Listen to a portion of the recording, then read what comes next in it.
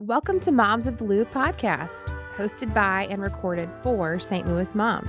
Grab your laundry basket, kick your feet up for nap time, or head out the door for pickup and spend a little time catching up with your favorite St. Louis moms. Hosted by a fellow St. Louis mom, Rebecca Coast, let's dive into our discussion today. Hello, St. Louis moms, and welcome back to another episode of Moms of the Lou. We are still in summer, and today we are talking about summer boredom busters. If you're like me, you're feeling maybe like summer's dragging on a little bit, and you're looking for things to do with your family and your kiddos. So I am so excited today to be joined by one of our contributing writers for St. Louis Mom, Haley Strebler. She has been with us for 3 years now, and Haley is our resident foodie, finding all the local gems and fun things to do. And so I'm excited today to be chatting about ways to beat the summer boredom blues. So welcome, Haley. Hi, I'm happy to be here. I'm Haley Strebler. This is my 15th year in St. Louis. Okay. I'm originally from Hutchinson, Kansas, which is a good 7 hours from here. Came here for grad school, and, you know, as the typical transplant of St. Louis, that I would be here for a couple years, and then I have been here for 15 now. So I live in Maplewood, so right in Mid-County. I love that because I have access to pretty much everything to do in St. Louis for my kids is within a very short drive. So I love living in Mid-County. Yeah, you are really strategically placed in Maplewood because you're like right on the city limit, super easy access to West County. Yeah. Yep, between both highways. Love it. Perfect. I work downtown too, so I like things that I can do close to work, close to downtown. Yeah. You have an interesting job. Tell us just a little bit about that. I do have an interesting job. So I was a trauma ICU nurse by trade. I've been in trauma for 10 years now at a level 1 trauma center. And now I am an injury prevention professional and trauma educator for the past 5 years. So I work a lot out in the community on how to prevent trauma or what to do when there's trauma. So I actually just came from a firehouse doing some education, and I love that I get to get out in the community and teach people and help keep people safe, and that's super fun for me. Yes, I love that. You said you were talking about fireworks. Yeah, that was the topic this week, which, you know, timely after, well, it's after the fact. Right. After the fact now, but I was writing a fireworks safety article last week, and I was kind of laughing that I violated all of those growing up in rural Kansas. But now that I've learned better, you know, I do my best to keep my kids safe, and they follow a lot of rules now that I didn't necessarily have when I was a kid, but I've learned a lot since then. My kids are annoyed sometimes with all my safety things, but we spend less visits to the hospital that way, so they're going to have to put up with it. Here for that. Yes. Okay. So I want you to give me your top 5. Top 5 St. Louis. It could be St. Louis eats, place to go with girlfriends, date night, place to take your daughters. Your top 5. I know I'm putting you on the spot. That's a tough one because I have so many favorites. If you've read my blog before, I always kind of go over a run through of the STL Top 100. It's my favorite list to use. It's written by Ian Frobe, who's a local food critic. But I actually keep it on the background of my phone, like one of the windows that are open, because sometimes like you get an unexpected moment to go out or a sitter or just a moment to yourself or with your kids that you want to find somewhere new to go. And then, of course, I have my favorites. My favorite for a date night was Bull Rush, and unfortunately, they closed recently, and that was so sad. Yes. I think Mainlander is doing some really interesting things with tasting menus in St. Louis. We actually just tried, what was it called? Lucky Accomplice. That was a really interesting tasting menu. So those are some of my favorite kind of special date nights at the moment. As far as go-tos, my kids and I go to Corner 17 a lot. My daughter's obsessed with boba. I didn't know what boba was when I was 6 years old, but she would probably rather go get a boba tea than have ice cream on any given day. That is like her special treat. But at Corner 17, if you've never been there, they have big windows where they make the noodles and the dumplings and stuff right in front of you. They try to sit families with kids like right in front of the windows. So that's really neat. It's affordable. They've got a whole separate area that you can just pop in and order boba. So that's a really fun outing for us. Just getting boba tea, my favorite is Cube. And a lot of people don't know about Cube Tea Studio. It's down on Olive. Okay. And kind of like the Olivet area off of 170. It is just a boba shop with about 100 different flavors. Wow. And they'll make all of that in front of you too. And my daughter absolutely loves it. That is like our fun outing. Ice cream wise, Sugar Witch is like an absolute gem. Absolute gem. They actually took over the old Carondelet Bakery in South St. Louis, a historic building off of like River de Pear. Yeah. They have a really neat ice cream sandwich shop. Everything is made by hand. All the flavors are really interesting, and they've got push pops in the summer. Ooh, so that takes me back to my childhood of like Flintstones, push pops, but they have like real push pops and ice cream sandwiches. And my kids know that if there's little squares in the freezer drawer, that it's Sugar Witch, and they get very, very excited. Oh, I love that. They also sell them at the Tower Grove Farmers Market. Okay. Yeah, so they have a pop-up there. That's another place I love to take my kids. The Tower Grove Farmers Market, I think there's really nothing like it. I visited farmers markets in other cities, and what we have in Tower Grove is just so special. It's kid-friendly. They always have, like, the splash pad going. There's kids all over the playgrounds, all these local food and resources, and I think it's just like an absolute gem in the summer to take your kids on a Saturday morning. Yeah, it is a special. It's a special place. Spot. Yeah. Okay. I don't know if that's 5. I'm sure it probably is. I can ramble forever on all the local stuff I love in St. Louis. I know. You're so passionate. I love it. What about, you've had a long day with your kids. You get a night out. Where do you like to go with like a girlfriend? Oh, that goes back to like the top 100 again. A lot of our friends, especially my friends that are moms, we don't get out as often anymore. So we'll try to grab brunch or dinner or something together. We just made plans yesterday to go to brunch next weekend. I think we're going to go to Bowood, which is beautiful. It is beautiful. It's beautiful. It's a great place for brunch. I'm not really a wine girl, but a lot of my friends are. Yeah. So sometimes we'll go to wine places. We have Chateau Maplewood just down the street, which is a little gem in the Maplewood neighborhood.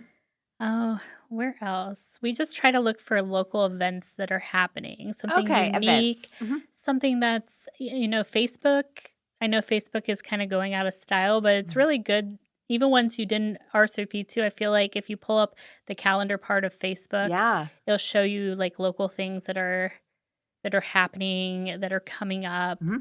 Or I see like what friends have RSVP'd to. Exactly. And I'm like, I want to RSVP. Yeah. At least say interested, Yeah. Festival of Nations is coming up in August, and I am very passionate about that being my absolute favorite festival in St. Louis. We are so lucky to have all these free festivals in St. Louis. It's really amazing. If you've never been to Festival of Nations, I think they have over 50 different countries that are represented. And it really just shows the melting pot and the culture of St. Louis. And you eat great food and listen to music and the arts. And I usually go with my kids, and I usually go on a different day with my friends. So I'll do kid-friendly stuff, do some of the arts and crafts, eat things that are kid-friendly, and then I'll go back with my friends, and we'll be more adventurous. We'll share things that maybe my kids aren't interested in trying and eating, and we'll do that separately. There's a night market in the Central West End I think it's called Red Lantern. Okay. That's a I went on a date night with my husband to Red Lantern last year. We just popped in on a whim, and almost everything was sold out by that point, which I'm actually happy about because that means it was really successful. But I heard it's going to be bigger this year, and I think that one's coming up, and that's a really great date night to kind of celebrate. Different Asian-owned businesses in St. Louis. Love that. Yes, I did hear about that one. It was at, I don't recall where it was. Was it Adara or? No? It's down. It's like in the street in the Central West Yes, okay. End. In the street, Yeah. okay. Yeah, I think it's down Euclid, Euclid. Okay. but on the further south than Lindell, on that side of the Central West End. Okay, well, Yeah. scratch that. Scratch the Adair reference. 'Cause clearly, I don't know what I'm talking about. Okay, so what about, it's hot. Yes. We've had a decent amount of rain this summer. Where do you like to go with your kids on a rainy day? Indoor spaces. I feel like this has been kind of the theme of our summer this summer. It's been so hot. I always am very hyper aware of heat illness. And, it's been a struggle as a mom this summer because you want your kids to be outside, but some of these days have had dangerous heat. It's been pouring down rain. So that's kind of been the theme of the summer, just looking for places to hang out, to still keep them interested, because your kids, the second they sit down for 10 minutes, are like, why are you making me so bored? My favorite place is actually a cat cafe. Oh. We go to Mau House a lot in Maplewood. My daughter absolutely loves it. And you can pop in just for 30 minutes even. Okay. So you can get ahead of time, or you can pop in for 30 minutes. There's multiple cat cafes in St. Louis, but actually most of them do not allow you to bring in children under 7. Okay. So Mau House in Maplewood's the only one that does, and it's in one room. So it's more contained for your kids and for the cats. But if you are a cat person, or you're open to being around cats, it's really a gem because it's a coffee shop. They have treats. You have a kids drink that's included in your admission price. The admission price is just to help them keep food for the cats and their medical bills. So you can go in for half an hour or an hour and just sit around and eat a cookie with your kid, and they get to play with cats. Okay. And my daughter just absolutely loves it. That is so sweet. So they can touch the cats. Yep. They can pet them. They just can't pick them up because, they might scratch them or might make Right. the cat upset. But Fearful, but she'll go around, she'll ask if she can brush them and feed them and be like a helper. And that is like her happy place. She always leaves saying, thank you so much, Mommy, for bringing me here. So that's kind of her indoor happy place. But we've utilized the History Museum's clubhouse this summer. Magic House has had a free night once a month on the third Friday this summer. We've utilized that. So, and also I think Maid is just a really special place that people don't remember is owned by the Magic House on Del Mar. Yep. It's more controlled because sometimes the Magic House is overstimulating. Yes. Not just for kids, but for adults. parents. Yes. Adults Sometimes too. it's overstimulating for everyone involved. And Maid just brings, that magic of the Magic House in a more controlled environment. We've even had birthday parties there. It's just a special little gem, and it's free on the third Friday now. So, do you recall the hours that Maid and Magic House are free that third Friday? Is it? It's from 5 to 8 p.m. 5 to 8. Okay. Yeah, it's from 5 to 8 p.m. And for Maid, it's actually only $3 after 3 p.m. on any day. Yep. On any day. So that's a really good resource that we've been using. We always love the Science Center. That's another great free resource. But now that my daughter's getting a little bit older, and unfortunately I let her pick, more than my 3-year-old sometimes, but I'm trying to give her more choices and more direction. Because she's somebody who benefits from routine, and in the summer we don't have as much of that, so sometimes she gets stressed out, and giving her those choices. And I was surprised when she picked let's go to the History Museum, because we don't go there very often. Sure. But we had a great time. It's that. Free. Yep. We just have so many resources in St. Louis for any given day. Countless. I just love it. Countless. Okay, so what about if you're feeling like, oh, we maybe want to do something out of town, maybe a day trip? Have you done any day trips recently?